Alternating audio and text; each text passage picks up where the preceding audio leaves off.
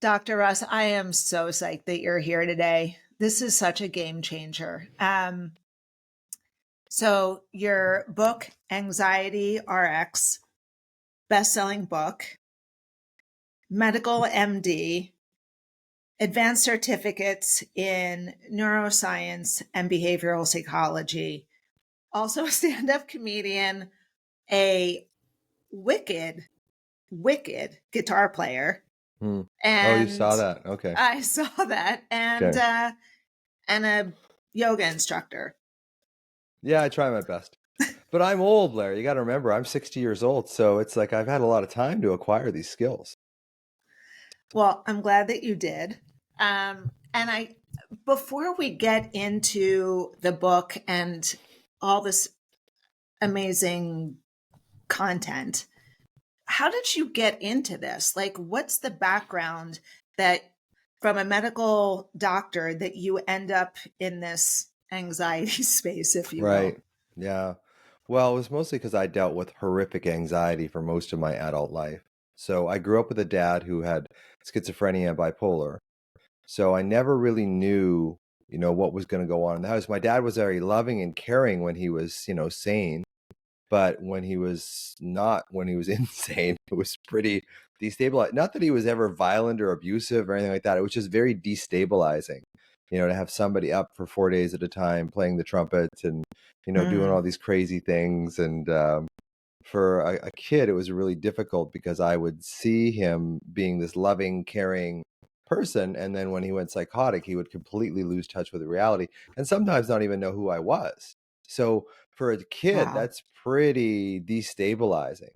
Now, I was already born a sensitive child to start with. So, you throw a sensitive child into that kind of mix, of course, we're going to show up with something. Some people show up with personality disorder. Some people show up with eating disorder. Some people show up with depression. For me, I showed up with kind of an anxiety disorder. And I tried to have I tried every kind of therapy for 35 years, mostly talk therapy, mostly cognitive stuff, because as a scientist and a doctor, I thought, well, that's the way to go.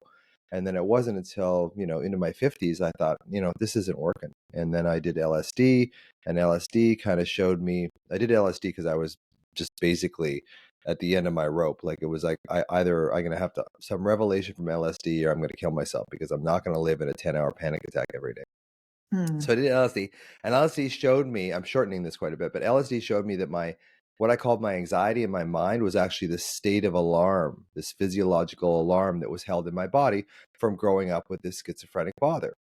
So that's the root cause of what I believe anxiety is in most people, like chronic anxiety. Anxiety is a part of human life. There's no way of getting around anxiety, but chronic anxiety, like day to day, waking up with it, dealing with it all day, like that's a problem. And that's usually from some sort of unresolved childhood trauma that's still held in your body and reflecting through your mind. So you just hit on something that I wanted to ask you. Can you talk about the difference or define the difference between healthy anxiety and an anxiety that is not okay? And I guess there's that, but also I feel like so many of us are just living in a consistent anxiety Yeah. stressed out Yeah, I space think so too. that it's like the new normal. So I feel like Yeah.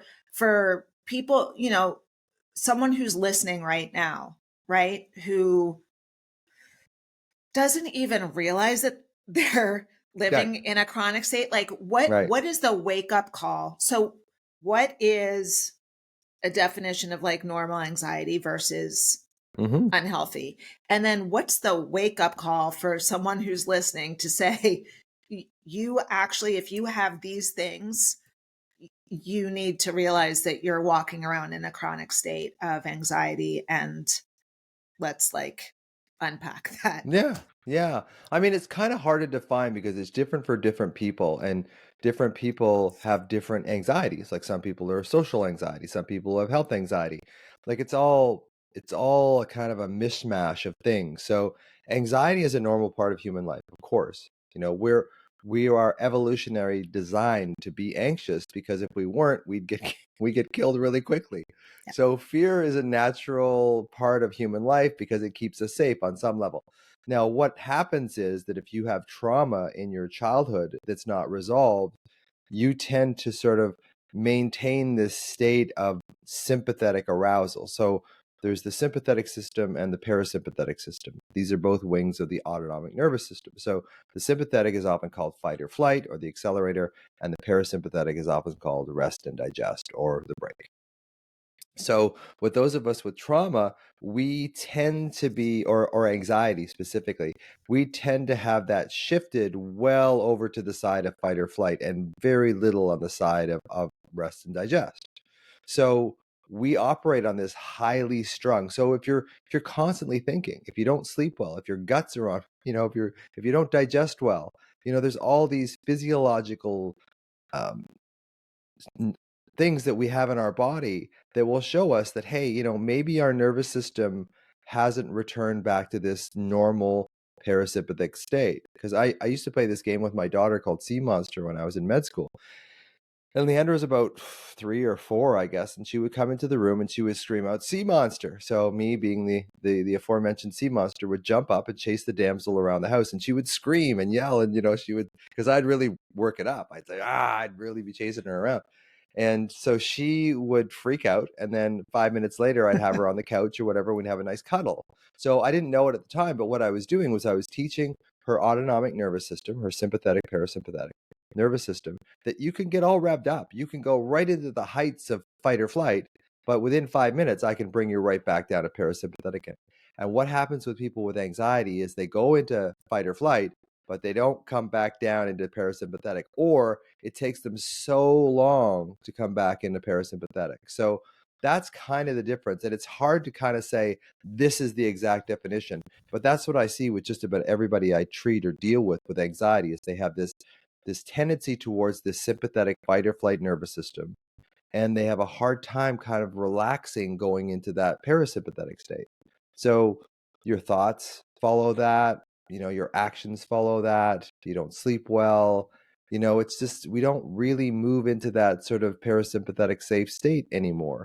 And I think that would be a reasonable definition, is that you're kind of stuck on fight or flight. You had mentioned that there are symptoms, right? And everything that I do here is like get to the root of it Sure. because we're always dealing with the symptoms. And I think that it's really important to point out. Can you tell us some of the symptoms that you see as kind of the consistent, and again, everyone's different, so Yeah. there's a zillion symptoms, but Yeah. what are some of the like, aha, oh my god, I have that would be the physical manifestations of anxiety that we're maybe going to our primary doctor for, not realizing it's tied into. Yeah, yeah, check your breath. I mean, that's probably the biggest indicator, is like when you're breathing in, like when I was anxious, I would kind of breathe in like a, there's this kind of a jilted kind of staccato part of your breath. Like if your breath is nice and smooth, and it's a good sign that your nervous system is semi-regulated. But if you check your breath and you're up in your chest and you're like, and when you're speaking, you're kind of like speaking at the end of your breath. You know how you have enough breath for a sentence and then you run out? If you find that you're kind of running out of breath when you're talking to people, it's probably that you're not breathing properly, because breathing is probably the biggest link that we have, and the biggest kind of replication of what our nervous system is doing. So if One, we and certainly to help yeah, regulate, right? yeah. So and it works both ways. So if you consciously start regulating your breath, you'll consciously start regulating that autonomic nervous system for sure. But I remember being at Byron Katie's School for the Work back in March of 2015, and she said something really interesting at the time. She said, when you're anxious, your anxiety is breathing you. You're not breathing for yourself, right? That And is that really stuck with so me. true. Yeah. That really, and I added to that. It's like, and it's breathing to supplement itself. So your anxiety will breathe you in such a way that it creates more anxiety. Whereas if you take control of that breath, even if you hold your breath, like if you take control of that breath and start slowing it down, and even paying attention to your breath will naturally slow it down, then you can start have some control over that autonomic nervous system that's, kind of stuck in that fight or flight side. And the more you practice breathing, the more you kind of teach yourself, like, okay, I can move out of this, you know, constant fight or flight state. that we're in it for so long, we don't even realize that this is our natural, and now I put natural in quotation marks, but our common way of being is just being in this sympathetic fight or flight state all the time. And it's just varying degrees of it. We're never really get into that fully kind of relaxed state, even in sleep. For people that have really significant anxiety, even sleep doesn't, replenish them as much. So they wake up and they still feel tired. That's another sign. And I would imagine too, I mean, because I know when I'm feeling anxious, I'm tense, Yeah. right? So that's got to have physical manifestations of Yeah. just, probably leading into pelvic floor issues and Can. all kinds of things. Well, it's a really good point, because what happens is that when you get anxious, your muscles tense up. And when your muscles tense up, it tends to evoke a more pain response. And then when you have a pain response, your muscles tense up because you're in pain in that particular area. So that's, I think, why chiropractic can really help sometimes, is they break that pattern of spasm, pain, spasm, pain, spasm, pain. So if you break the spasm, the pain breaks, you break the cycle, and people have a chance to reset themselves as well. So it's really, and pelvic floor stuff, all that kind of thing can really come into play when you're getting pain, because pain makes you brace even more, which makes you feel pain even more. And so, you're talking about or just mentioning how bracing and being tense creates all these other issues and creates a loop, right? Whether it's Yeah, a chronic pain loop, whether it's digestive issues, a whole host of things. sure. We've talked before, and you know that I like geek out, love talking about really the neuroscience behind like what's happening in that state. So Sure. when someone is feeling anxious or going into that panic attack, right? Okay. It's like take us from that thought process to the cortisol and the vagus nerve and like what that does. If you can like literally create that loop for someone so they understand kind of what's going on step by step internally. Yeah, you hit on a really good point, because it's not really the thought processes that start the whole cascade. It's this alarm sensation in your body that you may not even be aware of, because we're so used to worshiping the mind in this society. We think that the thoughts are the key to it, and the thoughts are really just the byproduct. What happens first, I believe, is this alarm, this old pain that never got resolved in you when you were a child, gets flared up in your body, and the mind, through this process called interoception, your mind is always reading your body. So when your mind reads that there's alarm sitting in your body and it's flared up because something in your environment has flared up your alarm, your mind has to do something with that, especially the left hemisphere. It's got to make sense of it. So it starts makes up worries, warnings, and worst case scenarios, because that's basically what the mind does. It's taking this alarm sensation in your body and it's making sense of it by creating these horrible worries. And then we believe the worries. And that reflects back into the alarm in the body, the original source of the pain, and it makes that worse. And then the alarm in the body, you know, paralyzes the prefrontal cortex, paralyzes the part of your brain that actually would tell you that these worries are nothing to worry about. So not only do we make more worries when we're in survival physiology, but we lose the part of our brain that would tell us that, hey, everything is actually okay. So we kind of get double whammied in that. So there is like the vagus nerve is involved in that. The vagus nerve is the 10th cranial nerve, the biggest nerve of the rest and digest, that parasympathetic nervous system. And most of its fibers are afferent, which means most of its fibers go from like the gut, the heart, whatever, to the brain. So it just really shows you the influence that your body has on your mind. So we're spending all this time in therapy trying to fix our mind when the mind really isn't the problem. It's more the byproduct. It's the old alarm from, your unresolved wounds when you were a child, typically, that are causing your anxiety. So we're trying to fix the wrong thing. We're trying to fix the thoughts. And there's nothing wrong with fixing thoughts. It does help, but it's not going to heal you. that's going to help you cope.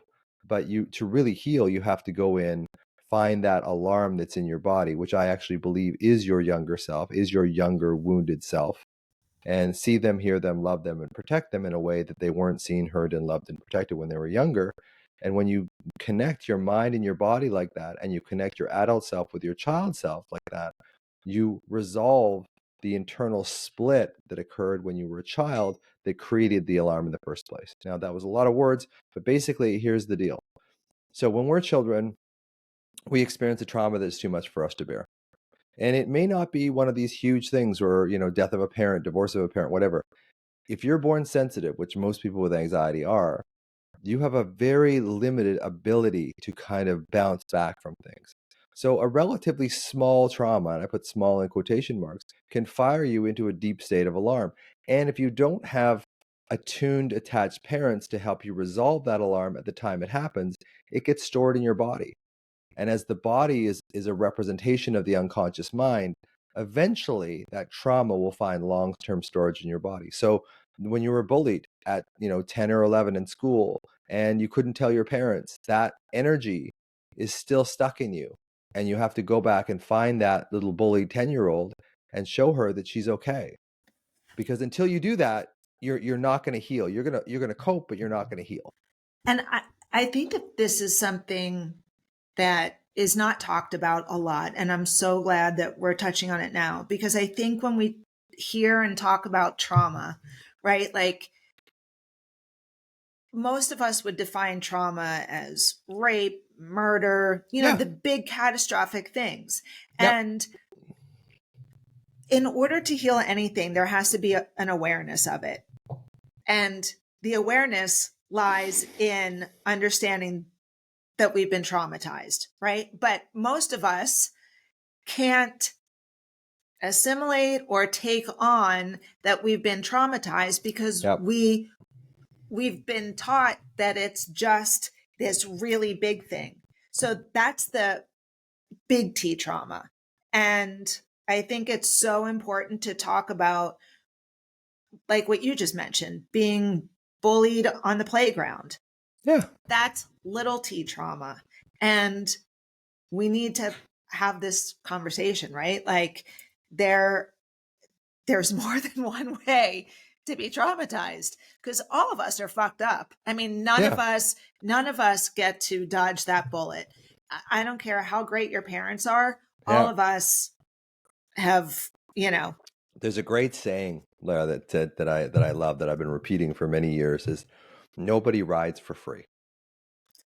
So nobody totally. rides life for free. You see people that have, and I grew up with a lot of kids who had a lot of money.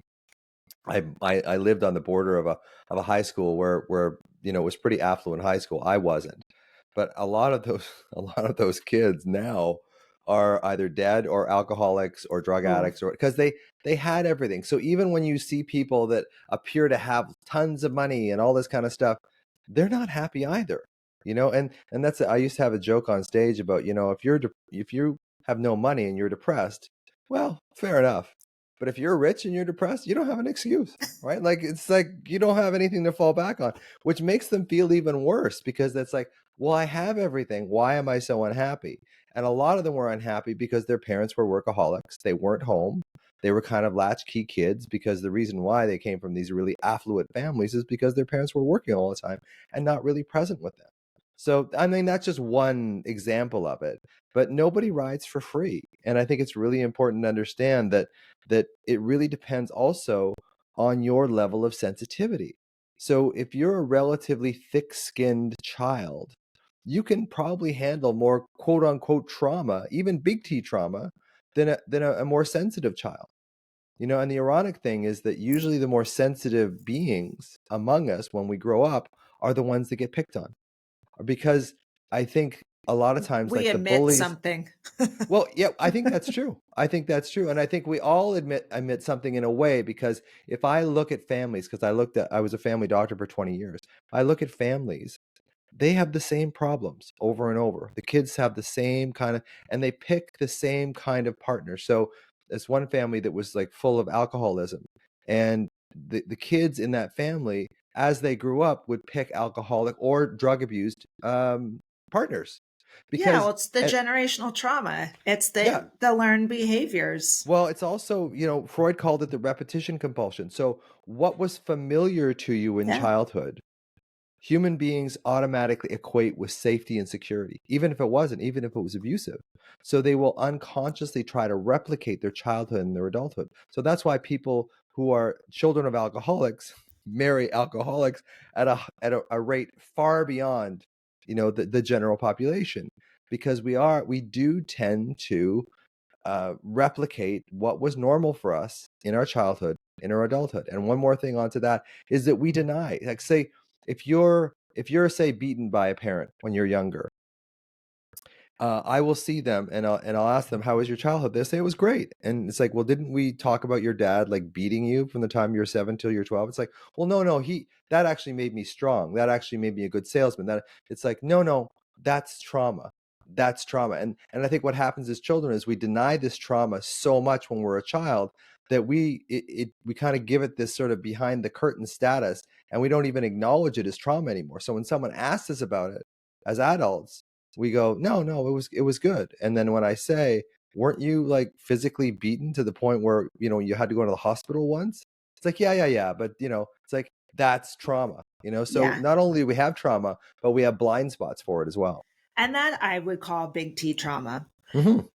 But the little T trauma, I want people to understand that, if you were bullied, if you had a parent with big emotions, right? And so you just felt like you had to shut down or walk on eggshells, all of the things that like you're saying, you just don't feel seen, heard, loved And protected. in and Yeah. protected in the Yeah. way that you needed to as a child. So Yes. if you come home and you're like, "Oh, Sally was mean to me," and the response is, "You can handle it," Toughen or up. "Toughen Yep. up," you know, that's or "I'm sure she didn't mean it." You're just Yep. being sensitive. Sure. Whatever that actually does qualify as little T trauma. And I just want people like to understand that that gives them the thing to connect to start,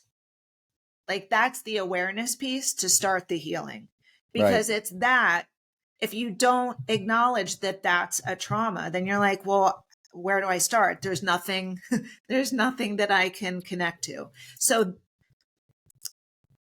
once like that's understood, then you're talking about connecting to our younger selves. Yeah, which most people don't get to. Like most people get into talk therapy and they talk about, my wife's driving me crazy, my husband's doing this and he's doing this and that's what's happening and that's the problem. And it's like, no, that's not the problem. The problem is that you've got some old wounds in there that you're still replicating unconsciously, that your husband or your wife or whatever is actually bringing up in you, and that's and we point the finger at the other person in our adult lives today, when really it's an old trauma. It's from the past. And I know that sounds kind of woo woo and ethereal and stuff, but I've been doing this for a long time, and it's always about the past. It's never about what's happening now. There's this great saying in therapy that says it's not about what it's about. It's not about what they're saying it's about. Well, a cigar is not just a cigar, Yeah, sure. Yeah. right? So there's, I guess this is tied in. Like one of the things that I like when I first heard you, and I was like, oh my God, it was like the seas parted, right? Like, oh, I just You like, give me a lot of credit there, I, Bear. Blair. I, well, it was just like a completely different way than I had ever heard it framed, right? Yeah. Like that today, it's what you call top down. Hmm. And so that it's focusing on the head to deal with the body. And Yes. what you do is bottom up, dealing with the body to address the mind. Um, Mostly, yeah. I mean, I think it's both. I think the thing is, like, I will use some cognitive strategies with people. Absolutely. It's not that I'm completely bottom up, but most therapies are completely top down. Most therapies don't even address the body. If you look at like psychotherapy and talk therapy and that kind of thing, they don't even address the body at all. So it's both. Like, it's not like I'm saying the body is the the be all and end all. I'm just saying that we have to address the body if we're going to resolve this issue in our mind. And we have to use cognitive strategies too, because we have these huge prefrontal cortices, we have these huge rational explanations for things as human beings. We can't just toss that aside. But talk therapy won't heal you. It'll help you cope, but it won't heal you. To heal, you have to go in, find those traumas that happened to you when you were younger, be aware, as you said, you can't change anything you're not aware of. Be aware of those things, and then see, hear, love, and protect that child that's in you, which a lot of people don't want to do because it's painful. That's where all the pain is. So people go, well, I'd rather just sit there and chat away with a therapist, for an hour, for 5, 10, 15, 20 years, than actually go into the old pain, because that's just human behavior. Is like, we don't want to go back into the pain, but the only way out is through. My mother used to say that to me all the time. The only way out is through, and you have to go through it.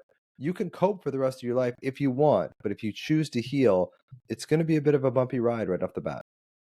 So can you talk a little bit about what that looks like? Like, I guess initially, when we're in that state of Fight or flight. alarm, right? Yeah, So, yeah, I mean, that's what you call it. This anxiety attack, as we call it, is not what you call it. You call it a state of alarm. It's your body's yeah, state of alarm. And so,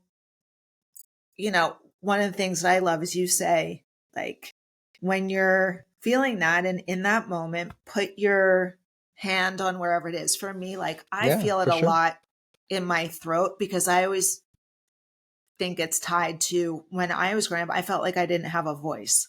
Yes, Like totally. I wasn't heard, I wasn't, respected, I was talked over in my household kind of thing. Sure. Um so I feel it here and then I also feel it in my chest. So like what do we do with that? Yeah. Well, I mean, the first thing is to try and find the alarm in your system. And I just released a program a couple of weeks ago that really kind of complements the book in that it helps you find the alarm in your body. There's 9 components to it. 7 are video, 2 are meditative, and the 2 meditative ones. The one is how to find the alarm in your body. So I put you in a sort of a relaxed, sort of hypnotic state, and then we kind of pick one of your big worries or pick one of your big traumas. Not the biggest trauma of your life, but a big trauma. And then we sort of scan your body as to where is that showing up in your body. For you, it's your upper throat. For some people, it may be down in their belly. And it's like, once you find it, really, we really drill into it. Like, does it have a shape? Does it have a color? Does it have a size? Does it radiate anywhere? We go into all this sort of thing because I do think that that is our younger self. That's how it's manifesting now. And I can go into the neuroscience of it and the insula and the top down and the bottom up and all that kind of thing. But the short version is the brain makes an emotional signature of your trauma. And you feel that same way now in your body that you would have back then. Yeah. So if we can go back and we can use that and we can reverse engineer that sensation to go back and say, okay, this is the manifestation of the younger version of you that didn't get that attention. Can we give them that attention now? So that's what I say is like, can you put your hand over it? Can you breathe into it? Can you connect to it? Can you see their eyes? I'll often get people to get a picture of themselves when I'm they're a just going to child. do this while you're Yeah, go ahead. and so walk me through it. So what happens to you, Blair? Like when you put your hand over that area, Well, it feels take your good to time. breathe. Yeah, take your time. Can you see that younger version of you, little Blair? I can. What's she doing? Well, I have her at the bottom of the steps. I come down and meet her there Okay. and just let her know when I get activated that I walk down the steps and I kind of see that look on her face and hug her and tell her that I have her back and she's not alone anymore. Okay. Now, when you first started doing that, it probably wasn't that sophisticated.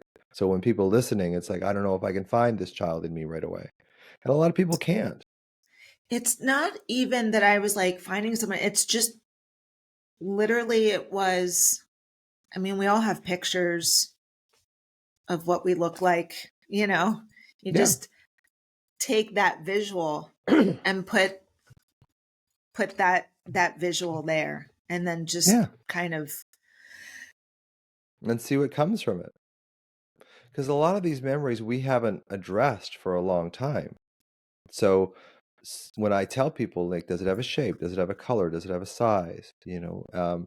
Often people will go, yeah, like, I never thought of it before, but it's like red or orange.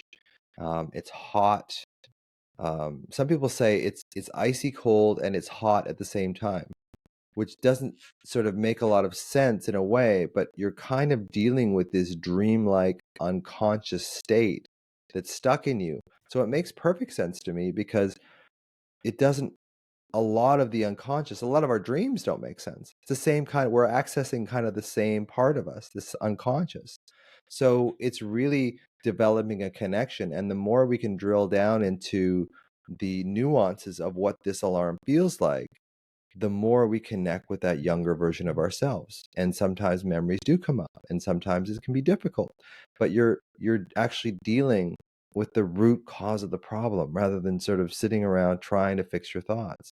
If I said to you right now, don't think of a pink elephant, you can't not think of a pink elephant. You can't change your thoughts. Like you can't change your thoughts off of a pink elephant. It's there. I put it in your brain. You can't move it. Now you can go into your body. You can start breathing into your body and maybe moving your attention away from your thoughts and into your body. And then when you find that younger version of yourself in your body, then we can really make some progress in this alarm that's driving the whole thing. Like the whole thing is being driven by this younger version of you who just didn't get her needs met. And so this can sound like really big, right? Like Sure. to people listening, but it can just like take small bites of the elephant at a time, right? And if Yeah. you can just visualize yourself when you were younger and when you're in that state, like you say, put your hand on wherever you're feeling it, start breathing slowly, and Yeah. then just visualize and just like kind of reparent that child. Say to that Yeah. younger you all the things that you wish your parent had said to you in that moment. And in that moment, it might just be, you're okay, you're safe. Like, I got your Yeah. back. And it may feel very disingenuous when you start. It may feel really awkward and staged Fake and it till and you make it. unreal when you start. Well, it's kind of true because that child, here's the thing, like as adult us doesn't want to go back into child us because child us holds all our pain, and child us doesn't trust adult us because we've been pushing them away, into our addictions or our distractions for Yes. so long. Yes. There's going to be this sort of transition period where you start sort of seeing, and people will describe it to me. It's like they'll send me a message and say, this was the first day, I know you've been telling me how to do this for a while, but this was the first day I really heard him talk to me. Like he really said something to me. So it takes a while before that little one will start to trust us again because they've been on their own for, you know, 25, 30, 50 years sometimes. And that's like huge, right? Because it's a distrust between Yes. adult us and the younger us. And when we start to connect, right? Then that's like when we start to feel comfortable in our own skin. That's like being back in our bodies. That's the whole like beginning of the healing process, is to be present and in ourselves, because these feelings take us out of ourselves. Yeah. And we've been spending a lot of time when we feel this pain distracting ourselves. Medications, alcohol, drugs, whatever, addictions, internet, Instagram, porn, whatever it is taking you away from that child that so desperately needs your help. And I know how ethereal this, like sometimes as a medical doctor and a neuroscientist, I want to have a seizure because it sounds so out there and the antithesis of how I was trained. But I did 35 years of therapy and none of it really worked until I started doing it this way. And once I started doing it this way, I really started feeling like I was making a difference within myself. And then when you start feeling confident, because that's one of the worst things about anxiety is it takes away your confidence. When you start feeling confident that you know you have something in your back pocket now that actually works, this becomes a sort of a self-fulfilling prophecy. You get more and more healed because you know what to do now. You're not kind of fumbling around in a dark room trying to find the light switch in talk therapy because you're not going to find it in talk therapy. It's talk therapy will help you. I'm not against talk therapy, but unless you add a body component to it, you're never going to heal. You had mentioned that you have this new program, and I'd love for you Yeah. to talk a little bit more about that. Sure. Yeah, it's called, I've been working on it now for about a year. Initially, it started off as a master class. I was going to make a practitioner program, so for people who are therapists, and I'm still going to do that, but it just didn't feel right to me at the time. So what felt right was, how do I get people into actually doing this, actually finding the younger version of themselves and actually healing it? So I've created a program that kind of mimics the book in a way, but it's very different in a lot of ways. So it goes into my theory that anxiety has much more to do with the alarm in your body than the thoughts of your mind. And the thoughts of your mind are kind of a byproduct. So there's a meditation in there called Find Your Alarm. And it's sort of like we mentioned earlier, it takes you into where the alarm is. And then the next meditation after that is called a yoga nidra, which is basically this deep rest, which helps you join your adult self with your child self and your mind and your body, because anxiety thrives on the fact that your mind and body are disconnected and the adult in you and the child in you are disconnected. So this is what this unconscious yoga nidra does. So it acts at these sort of subcortical, below the conscious awareness structures to start going after the underpinnings, the unconscious roots of the anxiety, rather than just trying to help you heal it in a superficial way. So there's 7 videos that talk about, how your anxiety got started, what you can do about it. Then there's the 2 middle things, which are the Find Your Alarm and the Yoga Nidra. And then the last 3 are kind of like, these are the obstacles you're going to face when you start healing. Because when you start feeling better, here's the thing about anxiety is that the child in us believes that the anxiety is protective, right? The child believes that this hypervigilance and this worry is keeping us safe, when actually it's just making us more miserable. But we have to dismantle that slowly, because as you start feeling better, there is this feeling that we anxious people have that it's not safe to feel safe. Like when things are calm, when things are okay, there's Waiting for always the this others. feeling the other shoe's going to drop. The rug's going to get pulled out from under us. So we have to learn how to do this slowly. And that's why I get people to do the meditations, every day or every second day for a good month to start really engaging that. And I hear back from people because the program's been out for 2 months, and they say, some people say my alarm feels better instantly. Other people say it's taken me a while, but I do notice my interactions with other people are much more genuine, much more real, much more connected.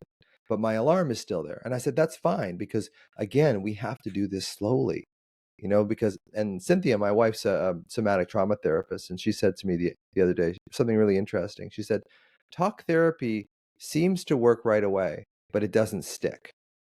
Whereas somatic therapy, when we go in through the body, takes longer, but it actually is permanent. It actually sticks inside. So, and I think that's the thing. And I think in our sort of immediate gratification society, we want this talk therapy thing to fix us right away. We want to go in, we want to do 6 sessions, we want to be healed.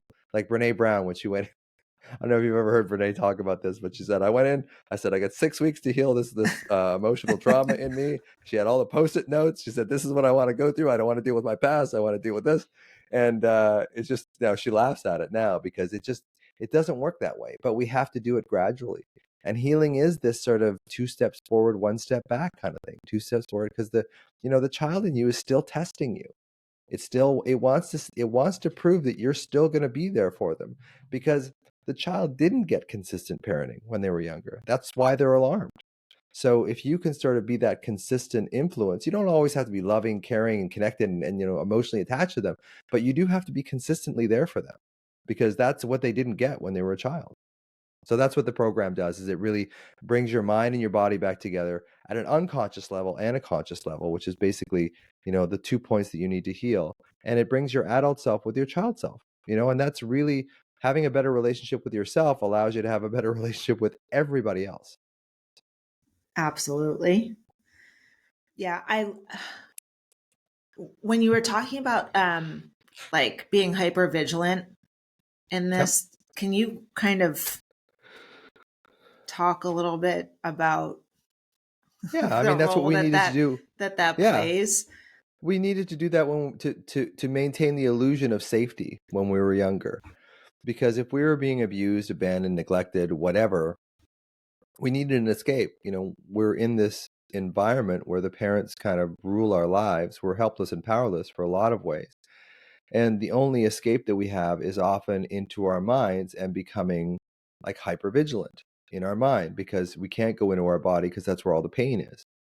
So we develop this sort of sense of safety, and I put safety in quotation marks, with going into our heads and being compulsively worried or compulsively thinking or ruminating because that keeps us in our heads and out of this place in our body that feels so terrible and feels so powerless and helpless and painful. And it becomes a way of life. So we grow into this worry. And we're in our 20s, 30s, 40s, and 50s, and we're still worrying because that had the illusion of working when we were a child. But we're an adult now. We have a lot more resources than we actually believe that we do. And this is why I'm so proud of my work, because I put it out there. It's like there is an alternative to talk therapy. There is an alternative to other ways of healing that actually connect you with yourself, as opposed to just trying to fix the problem. Because if you try and fix anxiety, it'll work for a little while, but it won't actually work at a deeper level that truly affects your body. And it's your body that allows you to feel comfortable and safe. And the other thing is your body actually marks time. So people say, "Oh, when I as an adult, the 20 years has just gone by." It's like, yeah, because you've been living in your head for 20 years. There's no marker in your body. There's no marker in your head for time. But there is in your body. So if you can live in your body and you can live in the resonance of your body, you feel like you're actually living your life, as opposed to just this neck up kind of, cognitive experience of life. That's a very cool way of looking at And it. I think that's what most therapy teaches, is that we'll teach you to think better. And all this stuff out there with the secret and manifestation. And I have nothing against that stuff, because I think a lot of, prayer, a lot of stuff is intention. And what intention does is it starts to recruit your unconscious mind. When you create an intention, you're starting to recruit your unconscious mind. But there's a limit to how much that will help you, as far as if you have a dysregulated nervous system in the first place. So you have to regulate your nervous system in the first place, and then, your manifestation or your connection with other people will become much more stronger, and your life will get better in general. And I want people to understand, like, I want them to have some actionable takeaways. So when you Sure. say, regulating your nervous system, I mean, when we started this, I know that one of the things is about breath, right? Right. That's Yeah, I mean, huge. the physiological sigh, I mean, Huberman talks about this too. It's like the physiological sigh automatically relaxes your autonomic nervous system. So it puts you into parasympathetic. So that's 2 quick sniffs in through your nose, and then a long, slow exhale through your mouth. So that helps immediately. Just keep doing rounds of that, you know? And it's even like, I guess on the exhale is even like where the power is, right? It's like more What's important to slowing have. things down? And that's another thing, Blair, is slow down.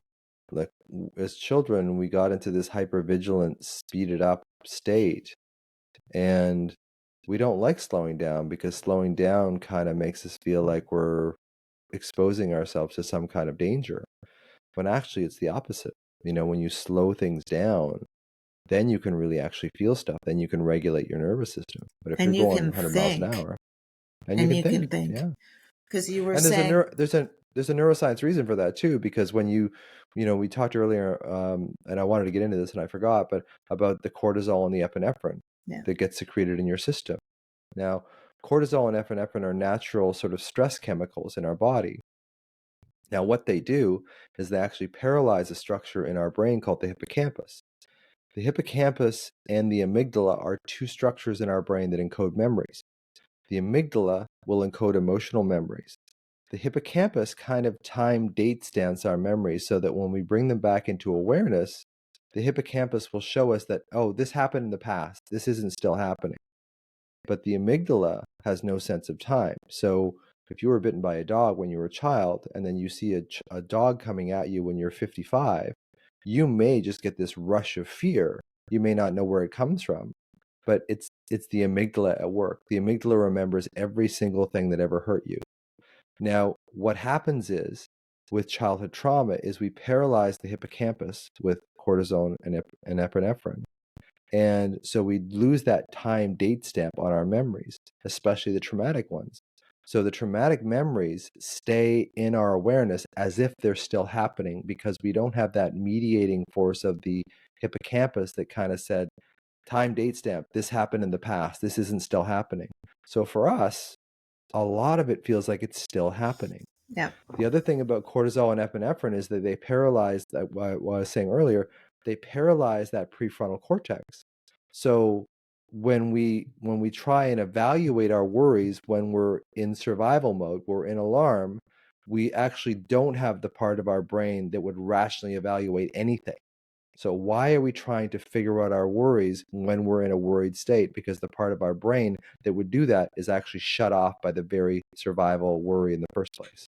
The fight or flight. So like when you're Yes. panicked and you literally, I know like for me when my dog is sick and in the middle of some sort of like I need to get him to the emergency room, it's like Mm-hmm. everything goes black. I can barely get my clothes Yeah. on to get out of the house.